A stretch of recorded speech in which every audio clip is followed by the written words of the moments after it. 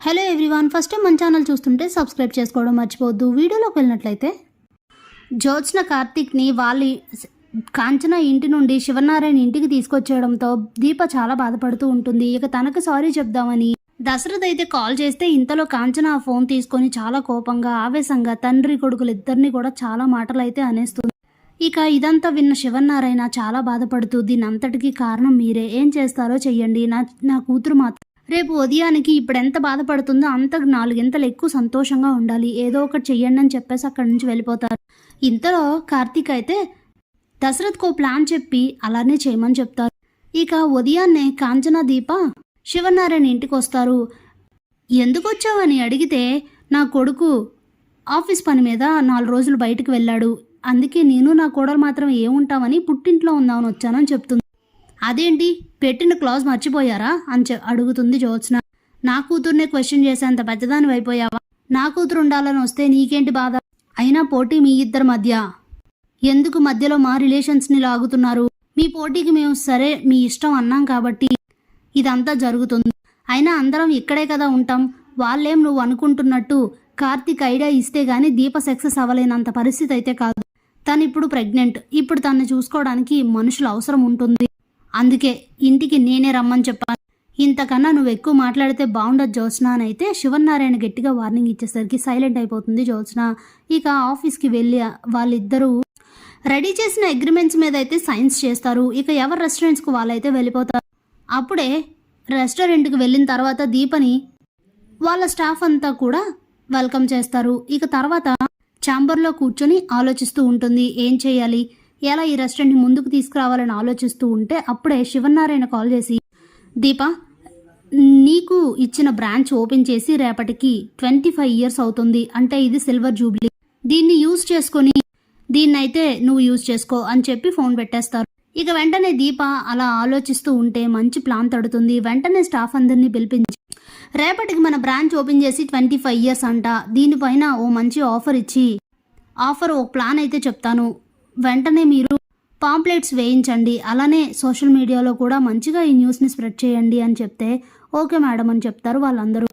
ఇక ఆఫర్ ఏంటంటే రేపటి నుండి 3 days మన ఈ రెస్టారెంట్లో ఏ ఫుడ్ తిన్నా వాళ్ళకి అయిన బిల్ పైన 50% మాత్రమే బిల్ కట్టాలి. అలాగే క్వాలిటీ విషయాల్లో ఎలాంటి కాంప్రమైజేషన్ ఉండదని పాంప్లెట్స్ వేయించండి అని అయితే చెప్తుంది.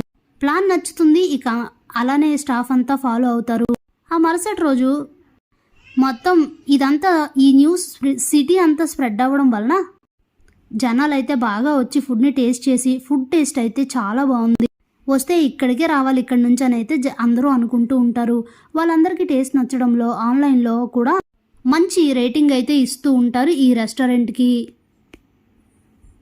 ఇంతలోనే జ్యోత్స్న రెస్టారెంట్ మాత్రం ఎలాంటి మూమెంట్ అయితే ఉండదు.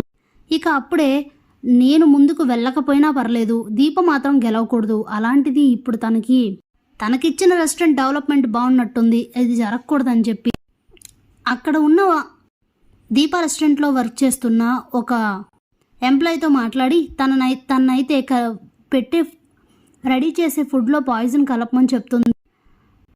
పాయిజన్ అయితే కలుపుతాడు, కాకపోతే దీప ముందు జాగ్రత్తగానే కిచెన్లో సీసీ కెమెరాస్ ఫిట్ చేయిస్తుంది. కానీ ఆ విషయం అక్కడ వర్క్ చేస్తున్న ఎంప్లాయీస్కి కూడా తెలీదు. ఇక సీసీ క్యామ్లో రికార్డ్ అవ్వడం ముందుగానే జాగ్రత్త పడుతుంది దీప. అలాగే ఆ ఫుడ్ని పక్కన పెట్టేసి ఫుడ్ని కల్తీ చేసిన ఆ వ్యక్తిని పట్టుకొని చడామడా వాయిస్తే జ్యోత్స్న గారు చేయమన్నారని చెప్తాడు. వెంటనే ఆ వ్యక్తిని అలానే ఆ కలిపిన బిర్యానీలో కలుపుతాడు. ఆ కలిపినది ఒక బాక్స్లో తీసుకుని అయితే దీప వస్తుంది.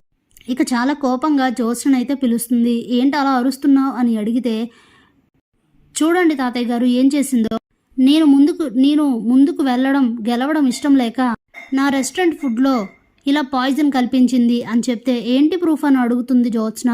తను సీసీ క్యామ్లో రికార్డ్ అయిన ఆ యొక్క విజువల్ అయితే తీసుకొని వస్తుంది. ఇది చూపించి ఎవరు కలపమన్నారో చెప్పు అని అడిగితే మీరే కదా మేడం కలపమన్నారు అని చెప్తాడు. స్టన్ అయిపోతుంది జ్యోత్స్న. ఆధారాలతో సహా దొరికేసానా అని ఆలోచిస్తూ ఉంటుంది. ఇక అందరూ తిడతారు ఇంట్లో, ఏమనుకుంటున్నావు, ప్రజల జీవితాలతో ఆడుకోవాలనుకుంటున్నావా, అక్కడ వచ్చి తిన్న వాళ్ళ పరిస్థితి ఏంటి, ఇది తింటే ఏమవుతుందో తెలుసా నీకు అని చెప్పి చాలా బలవంతంగా దీప కోపం మనకు ఎలాగో తెలిసిందే కదా, ఇంక బలవంతంగా 4 ముద్దలు అయితే ఆ ఫుడ్ని తీసుకొచ్చి జ్యోత్స్న నోట్లో కుక్కుతుంది. తినేసరికి జ్యోత్స్న అక్కడే సొమ్మసిల్లి పడిపోతుంది.